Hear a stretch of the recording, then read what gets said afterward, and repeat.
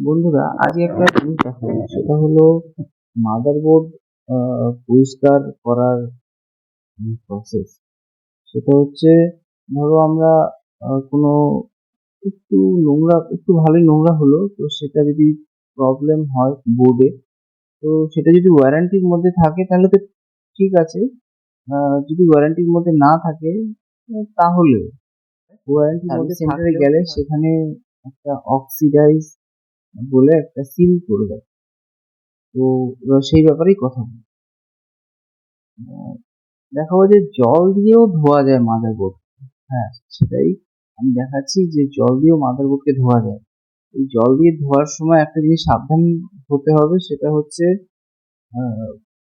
মাদারবোর্ডে যত রকম তোমার ব্যাটারি হোক, সিএমএস ব্যাটারি, যেটা বায়োস ব্যাটারি, সেটা র্যাম, তারপর তোমার স্পিকার, যা যা যেটা মোটামুটি খোলা যায়, ঠিক আছে। প্রসেসরটা না খুললে ভালো হয়, কারণ প্রসেসরটার নিচে যে ছোট ছোট সরু যে পিনগুলো আছে, সেগুলো তোমার একটু বেঁকে গেলে কিন্তু আর হবে না, একটা ভেঙে গেলে বাস তোমার ওটা চেঞ্জ করতে হবে। তো যেটা হবে, প্রসেসরটা না খোলা, অসুবিধা হবে না, বলছি সেই ব্যাপারে। তো মাদারবোর্ডটা প্রথমে সব কম্পোনেন্টস গুলো খুলে, তারপর সার্ফ দিয়ে না ধুয়ে, এখন তো আমি সার্ফ দিয়ে ধুয়ে দেখাচ্ছি, কিন্তু এটা সার্ফ দিয়ে না ধুয়ে এটা শ্যাম্পু দিয়ে ধুলে বেটার হবে। কোনো অসুবিধা হবে, দেখো সেটাই দেখাচ্ছি। প্রথমে একটু জল লাগালাম বেশি করে। এটা আর একটা বোর্ড, পুরোনো মাদার বোর্ড, দেখতেই পাচ্ছ। তো এটা থেকে দেখছি যে কত নোংরা হয়ে গেছে। একটু ঘুরে দেখাই। হ্যাঁ, তুমি দেখো, এটা প্রচন্ড নোংরা হয়ে গেছে। নোংরার জন্য এর যে কম্পোনেন্টস কি আছে সেটাই বোঝা যাচ্ছে না। এখন এটা খুলে দেখাবো যে কি করে এটা সহজে পরিষ্কার করা যায়। হুম, প্রথমে এগুলো খুলে নিই, তারগুলো।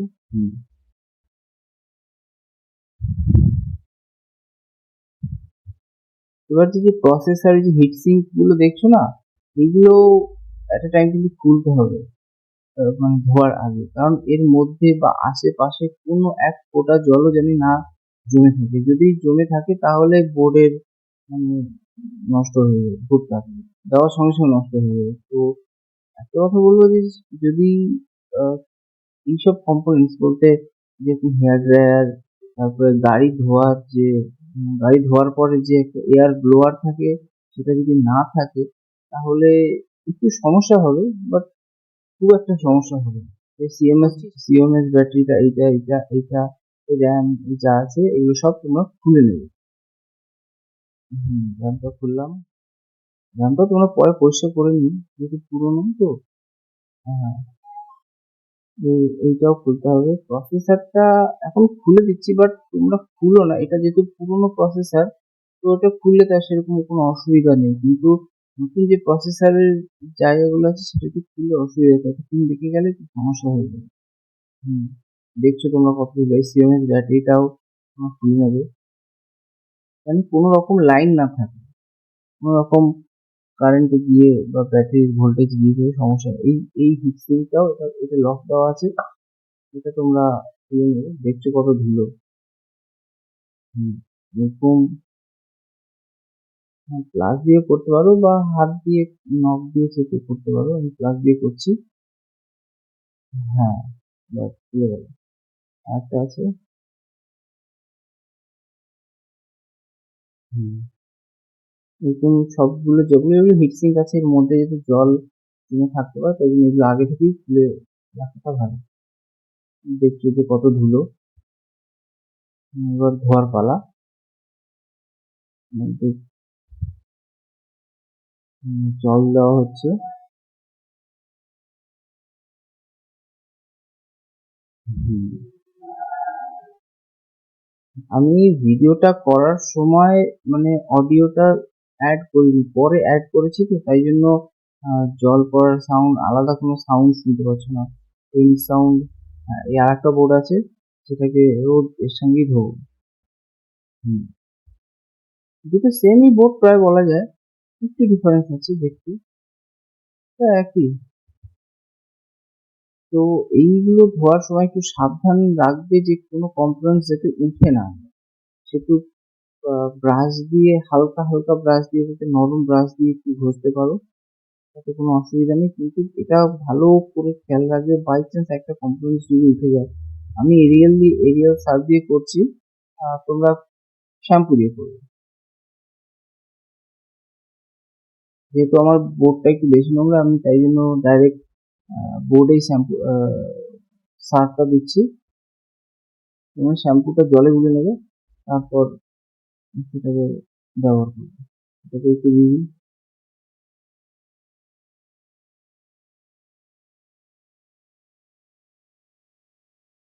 এবং পেট্রোল দিয়েও করা যায়, কিন্তু পেট্রোল দিয়ে কি হয়, এক জায়গা থেকে নোংরা আর এক জায়গায় সরে এসে দাঁড়িয়ে যায়, আর ততক্ষণে পেট্রোলটা উড়ে যায়।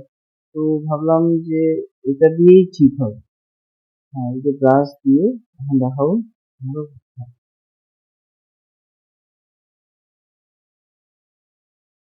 প্রথমে আগে একটু হালকা জল নিয়ে একটু ঘষে নিই।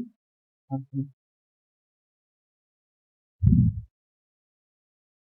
একটু টাইম নেবে, মানে বেশি তাড়াহুড়ো করার কোনো দরকার নেই যে খুব তাড়াতাড়ি করতে হবে, সেরকম কোনো ব্যাপার নেই। আস্তে আস্তে করো, আস্তে আস্তে করো, দেখবে জিনিসটা ঠিক থাকবে। তাড়াতাড়ি করো, জিনিসটা নষ্ট হয়ে যাবে।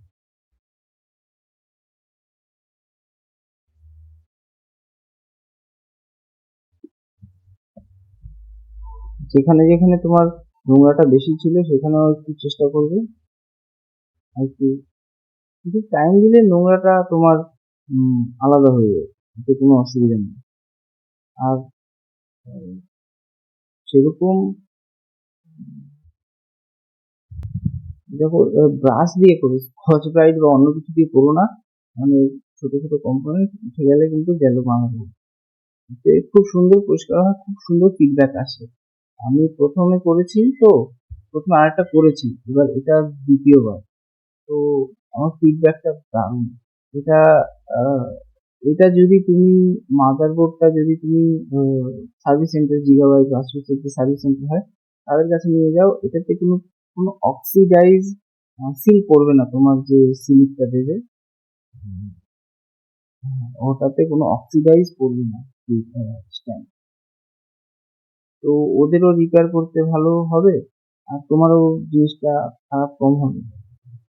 মেন ব্যাপার হয় কি, এই বোর্ডে, এই যত সব মাদার বোর্ডে নোংরা পড়ে সেটা একটা কম্বলের মতো হয়ে যায়, আর যার জন্য হিট গুলো পাস করতে পারে না, আর যার জন্য হয় কি আইসি বা যে কোনো কম্পোনেন্টসটা নষ্ট হয়ে যায়। উম, দেখছো যে বোর্ডটা কিন্তু অনেকটা ভালো পরিষ্কার হয়ে গেছে আগের চাইতে। এটা কিন্তু পেট্রোল বা অন্য কিছু ক্লিনার দিয়ে পরিষ্কার করলে করা যেত না, এত সুন্দর করা যেত না। উম,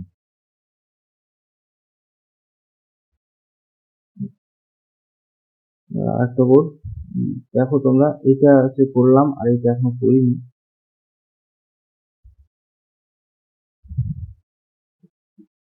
এটাকে এখন করব। তো যেরকম আহ, এখন সব জায়গায় মানে দেখে দেখে মানে জল দিয়ে ধোয়া হচ্ছে, সেটার পরে কিন্তু ভালো করে আহ, তোমার হেয়ার ড্রায়ার বা তোমার ভ্যাকুয়াম ক্লিনার, এটা ভ্যাকুয়াম ক্লিনার যেটা হাওয়া ছাড়ে সেটা। দেখো এখন বোর্ডটা কিন্তু কি সুন্দর পরিষ্কার হয়ে গেছে। এটা কিন্তু তোমার ক্লিনার বা পেট্রোল দিয়ে করলে হতো না, হয়তো নির্দিষ্ট একটা জায়গা হতো, কিন্তু এত সুন্দর হতো না। এটা কিন্তু অক্সিডাইজ বলে সিল মানে স্ট্যাম্প করতে পারবে না যদি সার্ভিস সেন্টারে নিয়ে যাওয়া হয়। এটা একটা প্লাস পয়েন্ট। দেখছো মানে সকেট গুলো কি সুন্দর করতে হয়েছে, মানে প্রত্যেকটা জিনিস কিন্তু গ্লেজ আছে। দেখছো ভেতরে, দেখো র্যামের যে জায়গাগুলো, সেগুলো একটা হিট দিতে হবে, সেটা আমি দিচ্ছি এখন।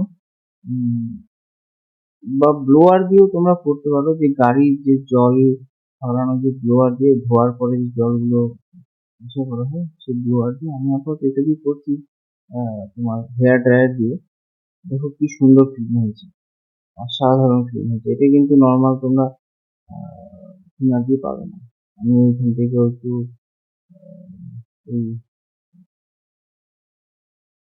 এই জায়গাগুলো, এই ভেতরের জায়গাগুলোই মেন।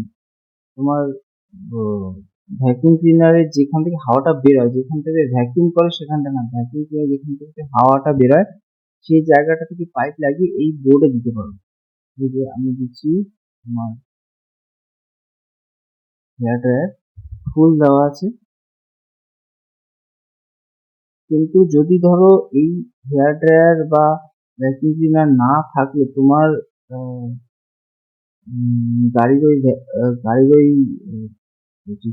এয়ার ব্লোয়ার ওটা অবশ্যই দিতে হবে বোর্ডে, জানি কোনো রকম ভাবে জল না দাঁড়ায়, কোনো রকম ভাবে জানি জল, আর যদি মনে হয় যে জল দাঁড়িয়ে থাকলেও থাকতে পারে, তাহলে বলবো যে একদিন রোদে রাখো, পাক্কা একদিন রোদে রাখো, যেহেতু তোমার কাছে এই কম্পোনেন্টস নেই। আর যদি কম্পোনেন্টস থাকে বলতে ভ্যাকুয়াম ক্লিনার বা হেয়ার ড্রায়ার বা সে একটু শুকানোর কিছু, তো একদিনের মধ্যেই তোমরা সেটা জিনিসটা থেকে দেখছো যে কত সুন্দর পরিষ্কার হয়েছে।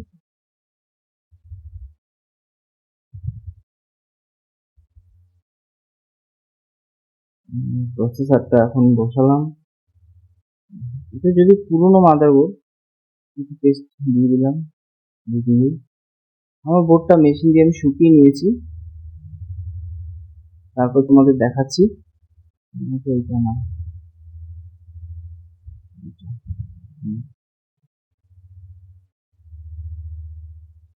লক আছে একটা, বাস।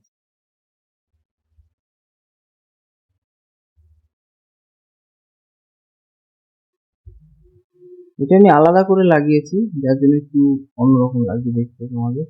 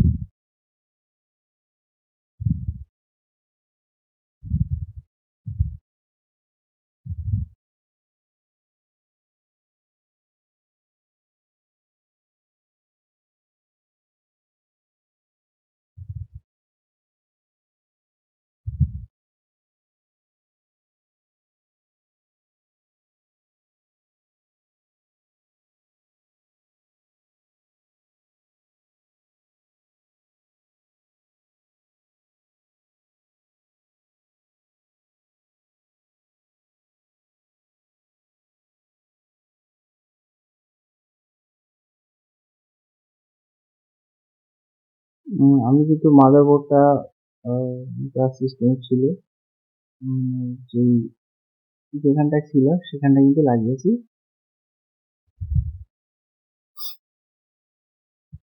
তো এখন অন করব।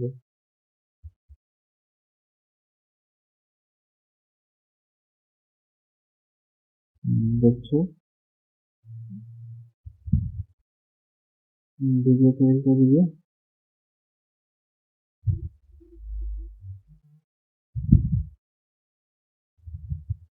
দেখছো যে লাইন কিন্তু চলে এসেছে।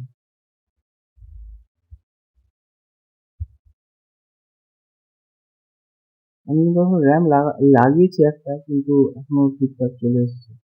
আর যদি এটা দেখো যে কোনো মতে আসছে না, তাহলে বুঝবে প্রবলেম আছে। কিন্তু আমি বলবো যে সবার আগে যে প্রথমে ভালো করে শুকিয়ে নেবে, কোনো কনফিউশন যাতে না থাকে যে জল থাকলেও থাকতে পারে সেরকম কিছু। দেখো এখানে চলে এসে ডিসপ্লে।